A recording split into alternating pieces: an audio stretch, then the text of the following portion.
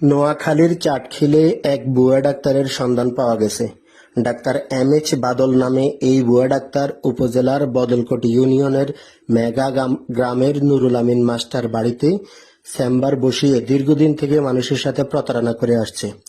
নিজেকে অনেক বড় ডাক্তার দাবি করে কোনো ধরনের অপারেশন ছাড়া পিত্তথলির পাথর, কিডনির পাথর অপসারণ করা সহ নানা চটকদার বিজ্ঞাপন দিয়ে সোশ্যাল মিডিয়াতে বাংলাদেশের বিভিন্ন প্রান্ত থেকে সাধারণ মানুষদেরকে আমন্ত্রণ জানিয়ে সর্বপ্রথম ৩০০ টাকার ভিজিট নিয়ে পরবর্তীতে ২০ থেকে ৩০ হাজার টাকার ওষুধের বিনিময়ে এই রোগ ভালো করে দিবে আশ্বাস দিয়ে মানুষের সাথে প্রতারণা করে যাচ্ছে।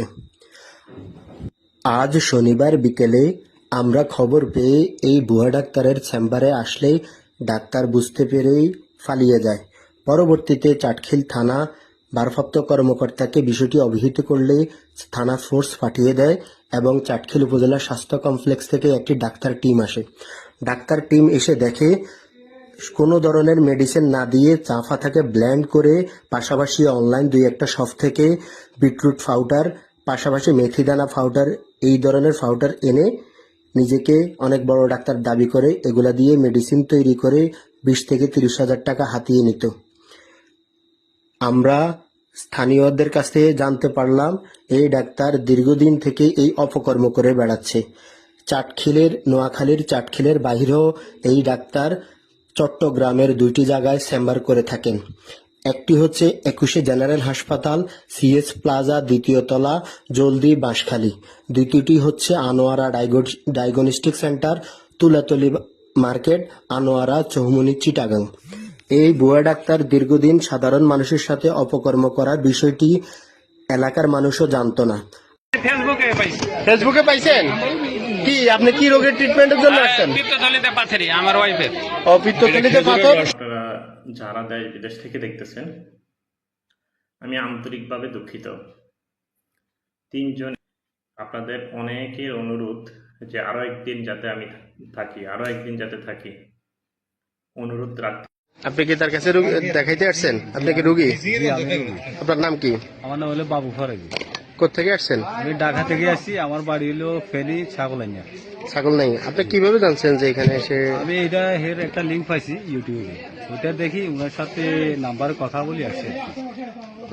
আপনার কি সমস্যার জন্য আমার আসছেন? পিত্তথলিতে পাথর হয়েছে, তো এরপরে আমি ঢাকা হাসপাতালে ভর্তি হয়েছি। ভর্তি হওয়ার পর অপারেশন থিয়েটারে গেছি। আর আমার ভিতরে শ্বাসের কারণে ইনস্টিশিয়া দেয় না, মানে ইনস্টিশিয়া দিলে হয়তো জ্ঞান আসবো বা আসবো না, তো এটার ভয় আমরা আর করাইলো। তো এটার লিঙ্ক পাই এই ডাক্তারের। এই কি বলছে, কিভাবে আপনাকে চিকিৎসা দিবে উনি বলছে? বলছে যে এটা যাইবোগা, আপনি ট্রিটমেন্ট দেন, আসেন আমাকে দেখান, দেখালে যাইবোগা। উনি কি অপারেশন করবে না ওষুধ? না, দিবে? ওষুধের মাধ্যমে। ওষুধের মাধ্যমে আপনার পিত্তথলির পাথর বের করবে এটা বলছে আর কি। তো আমি ওনার কথা মতো আসছি আর কি আজকে। আমার সিরিয়াল ছিল ৩৬ নাম্বারে, তো ইয়ার আগে সাংবাদিক এসে পুলিশ পাড়া হয়ে গেছে, ডাক্তার ভাগি গেছে। ডাক্তারের নাম কি? এস.এম. বাদল। কত টাকা ভিজিট দিচ্ছেন? বিলি নিলে আমি ৩০০ টাকা নেই। ওষুধের চার্জ বেশি আর কি, কেয়াতুন ৩০,০০০, কেয়াতুন ২৭,০০০, ২০,০০০, যাতুন যেভাবে আর এইভাবে নেই আর কি। আপনার কি কোনো অ্যামাউন্ট দিচ্ছেন? না না, আমি কোনো এখনো দেন নাই? দেখানোর আগে মানে সমস্যার সৃষ্টি হয়ে গেছে আর কি। ঠিক আছে। এই ডাক্তার এখানে কতদিন যাবত চেম্বার করে? জানা নাই আমরা। আপনি কোথেকে আসছেন? চাঁপাইনবাবগঞ্জ থেকে। আপনি কিভাবে শুনছেন? আমি ফেসবুকে পাইছি। ফেসবুকে পাইছেন কি? আপনি কি রোগের ট্রিটমেন্টের জন্য আসছেন? পিত্তথলিতে পাথরি আমার ওয়াইফের। ও, পিত্তথলিতে পাথর, সেটা অপসারণ করে দিবে? জি, মানে অপারেশন করা যাবে না, এখানে বিনা অপারেশনে হবে, এই জন্য আছে। ওষুধের বিনিময়?